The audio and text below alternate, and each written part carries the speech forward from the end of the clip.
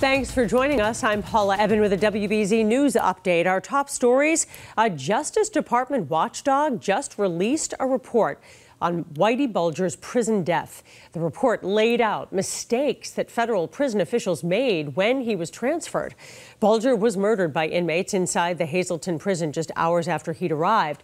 The report discovered 100 prison workers knew Bulger was being transferred and talked about it in front of inmates. 3 inmates are now charged with murdering Bulger. Police in Fall River say 25-year-old Christopher Baptiste shot his fiancée, her mother, and her father before killing himself. Both women are expected to survive. 69-year-old Hubert Labasquin died from his injuries. Investigators say Baptiste was unhappy that his fiancée's family was living with them. The district is reviewing safety measures after a Boston teacher found a man hiding inside her classroom at the Murphy School. There were no signs that he forced his way into the school building and no cameras to find out how he got inside. Our cameras captured 2 people wandering close to the back entrance to that school this morning.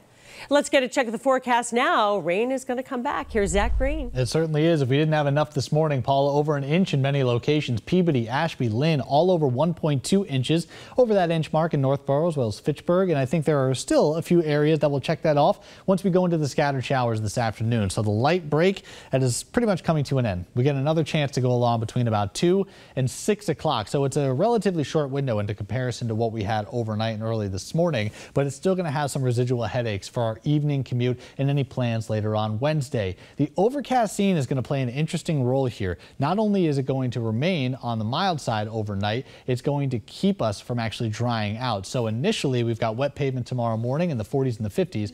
In a typical December day, we should be talking about the freezing mark, if not the 20s. So it's definitely an odd start to our Thursday morning with mostly sunny skies in the afternoon. We'll try to push towards the low 50s. The difference is going to be the winds that are drained in out of the northwest, 20 to 30 miles per hour. So you find yourself in the shade and you're still talking December after all. There's definitely a bite to the air. Extra layers and sunglasses going to be necessary.